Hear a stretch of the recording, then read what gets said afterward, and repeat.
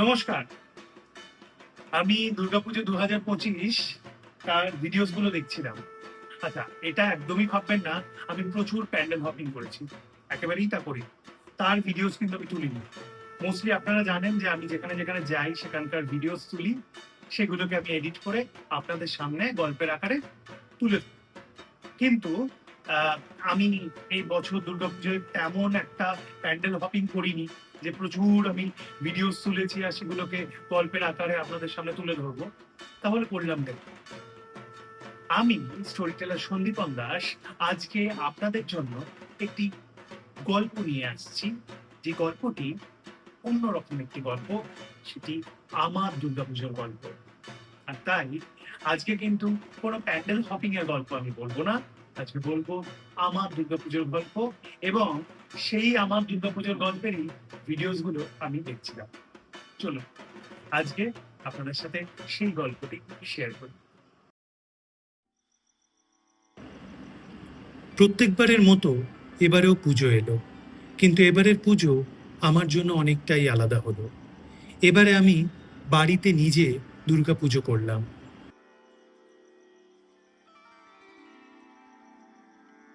ষষ্ঠীর সকালে বিছানার চাদর, বালিশের কভার সব নতুন পরালাম, ঠিক যেমন মা করত।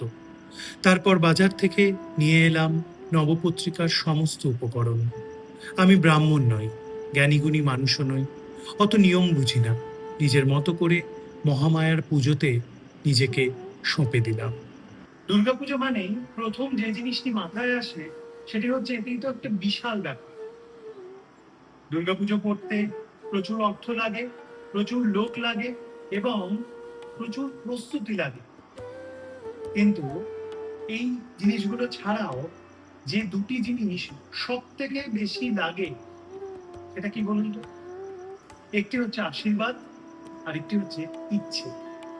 আর এই দুটো জিনিসকেই সাঙ্গ করে বাকি সমস্ত কিছুকে পেছনে ফেলে রেখে আমার দুর্গাপুজো এগিয়ে গিয়েছে।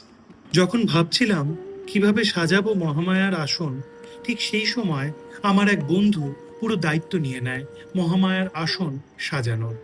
আমার মায়ের শাড়ি দিয়ে ব্যাকড্রপ তৈরি করা হয়। নিজের হাতে সে তৈরি করে দেয় কাগজের পদ্মফুল, যার মাঝে পুজোর দিনগুলোতে জ্বলে ওঠে মোমের আলো। ফুল, আলো কোথায় কিভাবে রাখা হবে সে নিয়ে আমাকে আর ভাবতেই হয়নি। মহামায়া রানীর মতো নিজের আসনে বসেন। আমার দাবি প্রচুর।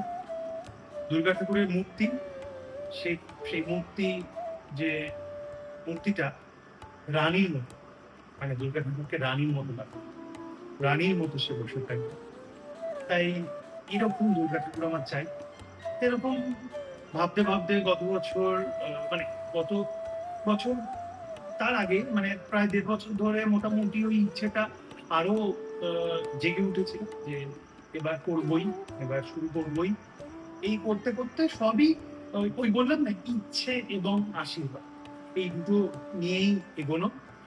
আম তো আমি ভাবি যে দুর্গা ঠাকুর তাহলে এবার এবার একটা কস্টের ব্যাপার থাকে যে দুর্গা প্রতিমা যদি আমাকে বাড়িতে আনতে হয় তাহলে কস্ট কোথা থেকে, অত টাকা আমি জোগাড় করতে পারবো, কারণ প্রচুর খরচা হয়।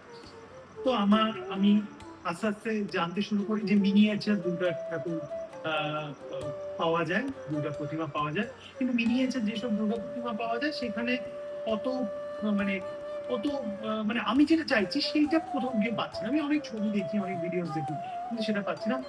অদ্ভুত ভাবে আমি শুভম চ্যাটার্জির কন্ট্যাক্ট পাই। শুভম বৈদ্যবাটিতে থাকে, ও একজন আর্টিস্ট। ও দুর্গা প্রতিমা এবং অন্যান্য অনেক প্রতিমা বানায়।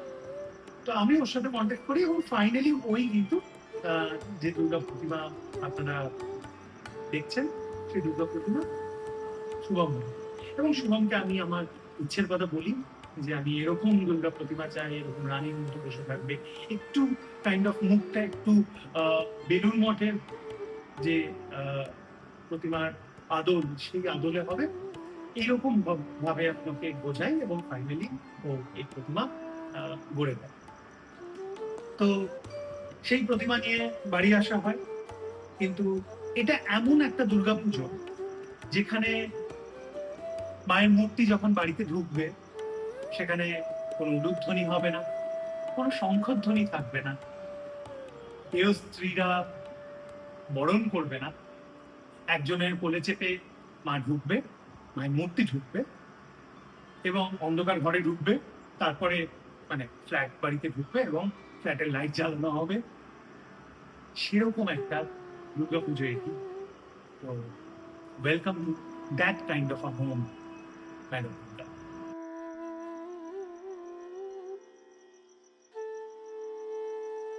তিথি মেনে নিজের মতো করে শুরু করলাম মায়ের বোধনের প্রস্তুতি। মন্ত্র আমি বই পড়ে বলিনি, বরং শুনে শুনে বলেছি। পড়তে গেলে ভুল হতে পারে, তাই পুরো পুজোর এন্টায়ার অডিও ট্র্যাক আমি ইন্টারনেট থেকে ডাউনলোড করে নিজের মতো করে বানিয়ে নিয়েছিলাম। আমার করা পুজোতে টেকনোলজির প্রভাব থাকবে না, এটা হতেই পারে না। মহামায়ার আশীর্বাদে টেকনোলজিটাই আমার জীবনের অন্যতম একটি দিক হয়ে দাঁড়িয়েছে। তাই মহামায়ার পুজোতে টেকনোলজিও থাকবে, আর সাথে ক্যামেরাও থাকবে। কারণ অনেক কাজ আমি ক্যামেরা বন্দি করে রাখতে চাই। আমি না থাকলেও কাজগুলো অন্তত থেকে যাবে। আমি তখন ক্লাস 5 কি 6, সেই সময় আমার খুব ইচ্ছে হয়েছিল, মানে সেই সময় থেকেই ইচ্ছে হয়েছিল যে আমি দুর্গাপুজো করব। কারণ আমি 5-6 ওরকম সময় বা 6-7 ওই সময় থেকে আমি লক্ষ্মী পুজো করি, কালী পুজো করি। যদিও কালী পুজো করাটা মা একেবারেই সাপোর্ট করতো না প্রথম দিকে। মানে মা বাবার উপর খুব রেগে গেছিল, বাবা আমাকে কালী ঠাকুর কিনে এনে দিয়েছিল এবং সেই কালী ঠাকুরই এখনো পুজো হয়। খুব রেগে গেছিল, কারণ কালী ঠাকুরকে না সবাই কেন যায় না খুব ভয় পায়। ঠিক আছে, কারণ কালী ঠাকুরকে নিয়ে বেশি কেউ কথা বলতে চায় না। কালী ঠাকুরের কালী পুজো শুনলেই লোকের দুঃখ শুরু হয়ে যায়। কালী পুজো না না না, কালী ঠাকুরকে নিয়ে ইয়ার্কি নয়, মজা না। আমার বক্তব্য হচ্ছে মজা তো করছি না, কালী ঠাকুর তো আমাদের মা, তো তাকে নিয়ে এত ভয় পাওয়ার কি আছে? মাকে কি আমরা ভয় পাই? পাই না।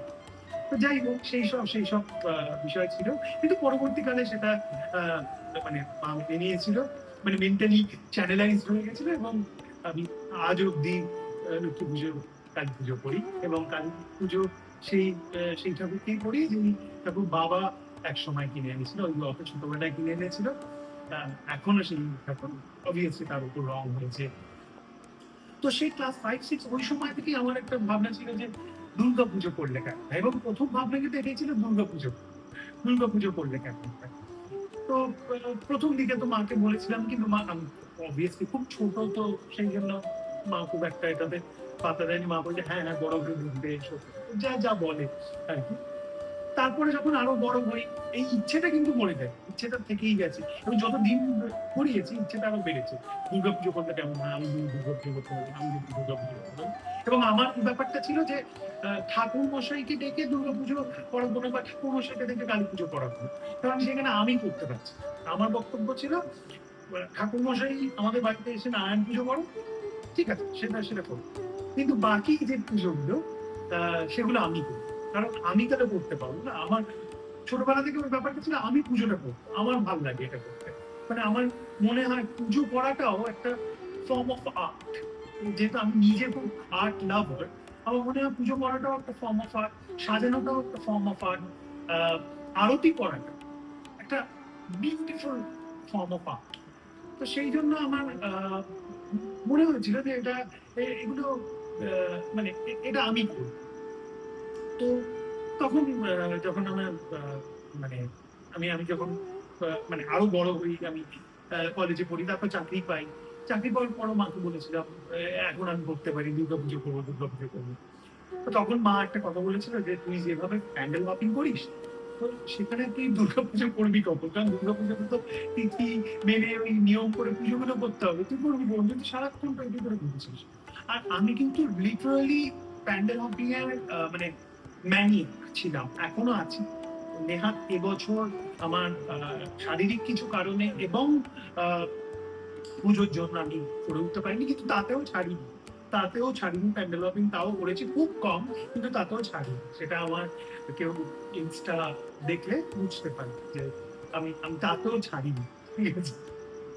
তো আমি একা একাও প্যান্ডেল হপিং করতে পারি, আমি একা একা হোল নাইট নর্থ কলকাতার প্যান্ডেল হপিং করছি, তো আমার কোনো ব্যাপার নেই, আমি করতে পারি, আমি এখনো করি। আমি এবছরে একা প্যান্ডেল হপিং করেছি, যদিও একটা প্যান্ডেল দেখেছি, কারণ সময় সুযোগ কোনোটাই হয়নি।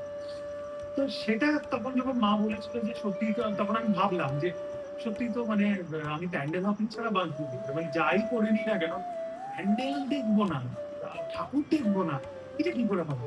তখন ভাবলাম যে আচ্ছা হ্যাঁ, দুর্গাপুজো করতে গেলে প্যান্ডেল হপিং করা যাবে না, না তাহলে থাক, তাহলে কদিন পর দেখি, আর একটু বয়স বাড় তখন করবো। তো এই করতে করতে করতে করতে কিন্তু ইচ্ছেটা কিন্তু কোনোদিনই মরে যায়, অদ্ভুত ইচ্ছেটা আমার ছিল আমি দুর্গাপুজো করবো এবং আমি নিজে করবো, নিজে যেটা পারি যতটুকু পারি আমি নিজে করবো। তো সেইভাবেই আমার আহ দুর্গাপুজোর প্ল্যানিং, যে কারণে আমার প্রথম এবছর আমি পুজো করলাম 2025-এ, এবং তাই আমি নাম দিয়েছি আমার দুর্গাপুজো। কারণ কি পরে পুজো করব? সে সময় কেউ আমাকে বলল পাঞ্জাবি পরে পুজো করতে। ব্যাস, একদিন একটি করে পাঞ্জাবি। সে অর্থে পাঞ্জাবি পরাই হয় না, তাই প্রত্যেক দিন পাঞ্জাবি পরতে পেরে আনন্দ ধরে রাখতে পারছিলাম না।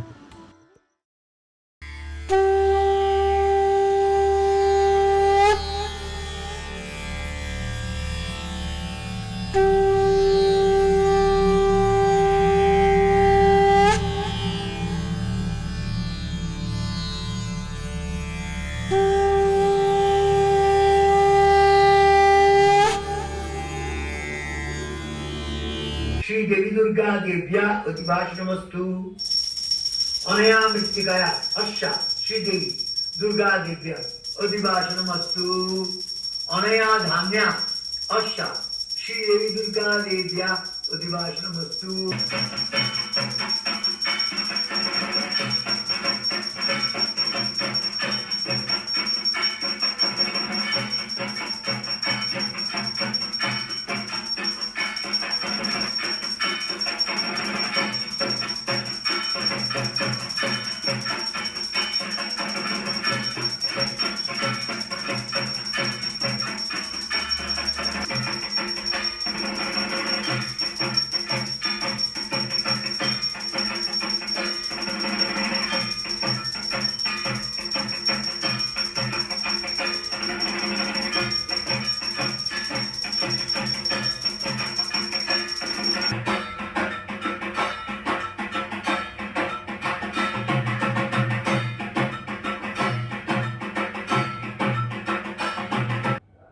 ओम हरिद्रे हररूपाशी शंकरस्य सदा प्रिया रुद्र रूपाशी देवी त्वं सर्वशांति प्रजच्छम।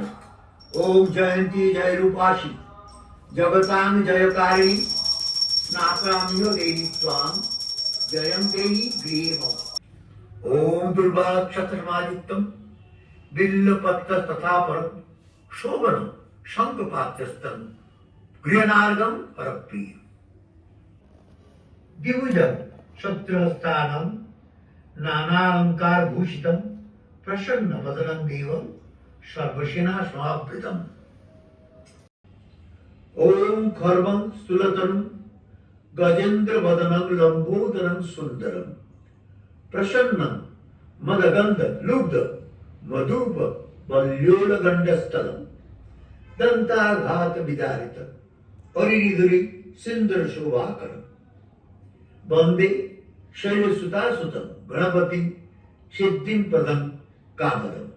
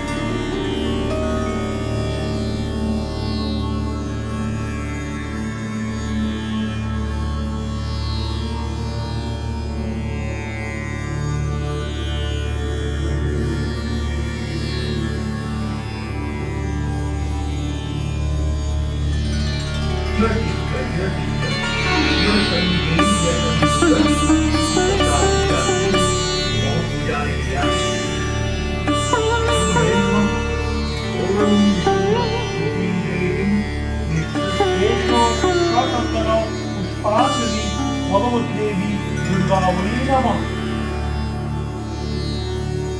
আরতি, অঞ্জলি, ব্লুটুথ স্পিকারে ঢাকের আওয়াজ এবং মন্ত্রপাঠ সব মিলে 2025-এর পুজো ছিল জমজমাট। শুধু বিপত্তি হয়েছিল সন্ধি পুজোর সময়।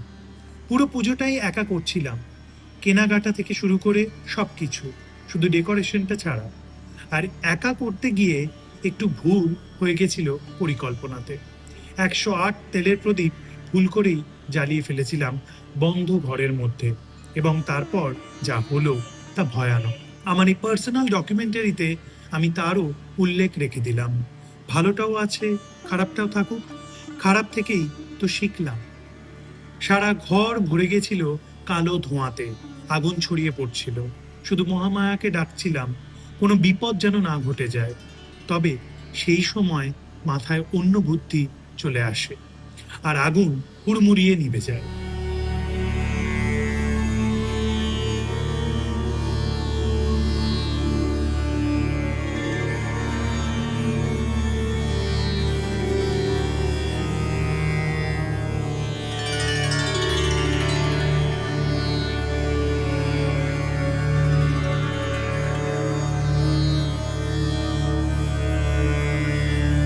ओम रुद्रचंडे प्रचंडे तम प्रचंड बलशालिनी रक्षमां सर्वतो देवी विश्वेश्वरी नमस्तुते।